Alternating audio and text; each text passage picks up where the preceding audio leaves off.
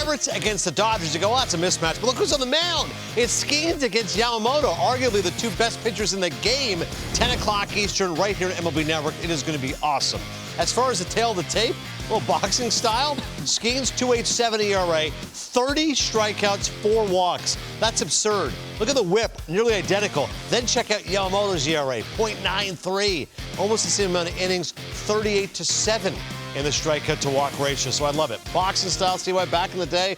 Let's go tail the tape as we break down both of these two outstanding pitchers. First and foremost, who would you start in a one-game playoff? Skenes or Yamamoto? This is so right out of the tough. gate, I'm putting you in the talking fire. about .93. We have to acknowledge that Yamamoto has really come into his own. He is so polished, and when you watch what he does, yes, he does not have the stature that Paul Skenes has, but he has the composure and he has the stuff that plays. And when you look at the numbers, the four-seamer and the splitter, nobody is touching that right now. Yeah. I understand Skenes is awesome. You can't. This is a situation to where no matter who you pick, you find yourself in a good spot. Yeah. But when you compare the two, Skenes is probably better with his top 3 pitches: four-seam, splinter, and sweeper overall, because Yamamoto does give it up on his breaking on his curveball just a little bit more. They're both.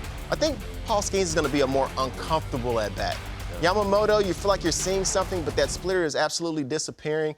But when you put them side by side and actually look at just the stuff, what stuff would I want to be behind in center field? If I'm in center field and I'm watching the pitcher on the mound, which guy am I wanting to stand behind? And I think right now, if I put them side by side, I think I'm going for Yamamoto right now. I think I'm going for Yamamoto right now. It's funny because the Dodgers, I look at so much of the fact there's so many other pitchers that you mentioned before you get to him. And as you said, he might be the crown jewel of this team. All right, let's go specifically. Skenes is four-seamer against Yamamoto's four-seamer. Pitch by pitch, which four-seamer do you prefer? I would love to see him. All right, take a look. I would love to see him side by side. Is that possible? Oh, look at See why for you it's all magical. Okay, when we're watching these pitches side by side, which one am I taking? I see Yamamoto's heater is running it up on you. With Skenes, you're getting 98, 99, 100. Yamamoto pumping it at 96. The answer is Skenes. Come on. They're both able to execute their pitches. I think I'm gonna take Paul Skenes. I like to see fastball, especially when you dig into the numbers and see 12 strikeouts in his four-seamer. 12 punch-outs on the fastball. I'll take Paul Skenes' fastball, absolutely. What's fascinating about both these guys is, I know the way the art of pitching's evolved, it's not 2, 3 pitches, 7 pitches for each of these guys. Here's what I'm curious about, though, the wipeout pitch. If I tell you Skenes is splinter or Yamamoto splitter. Splitter? Yeah, I love the splitter. That's an easy one for me. Splitter. Let's check him out. Okay, fair enough. Let's check him out. I mean, Yamamoto's splitter might be the best pitch in baseball. You have to protect against the splitter, but there's no pitch in baseball that you have to protect against more than Yamamoto's splitter. When you look at the right side of the screen, you have to almost give him the fastball down in the zone, because if you give him anything down, if you're willing to fire anything down, it's gonna be a swing and miss every time. I understand Skenes is a wipeout splitter as well, but hitters are hitting 0.77 off of Yamamoto's splitter. You have to protect against that. I've played with Tanaka, seeing that splitter on a night-to-night basis when he's out there on the mound. It's unhittable when it's on. I mean, 20 strikeouts on that splitter. And to your point, when you're watching from center field, just aesthetically pleasing. When the ball starts here and just dives like that, it's... Adam in my ear, 51% whiff rate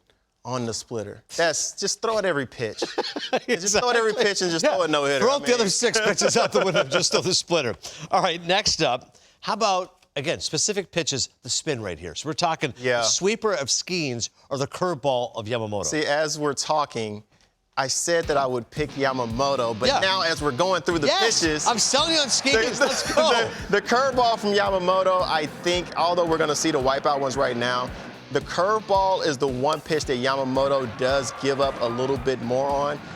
Skenes' sweeper is also one of the most unhittable pitches. Skenes has 3 pitches that people aren't able to slug on. Yamamoto has 2. With that being said, that's when the composure comes into play. That's when the polish and the experience that Yamamoto has from pitching in Japan and pitching here has to come into effect at some point. But as far as stuff goes, Skenes just hit the cake, because with 2 out of 3 wipeout pitches with 3 out of 3 wipeout pitches as opposed to Yamamoto's 2 out of 3.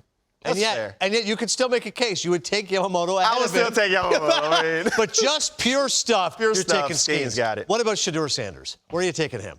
I mean, I think we're at the 21st pick, and he hasn't been taken yet, but maybe in the first round. I thought he was going to be a top 20 pick. All right, when it comes to Skenes Yamamoto, I cannot wait for tomorrow night. Again, if you're a baseball fan, you're going to love this, watching these two guys go head-to-head, 10 o'clock Eastern, here on MLB Network.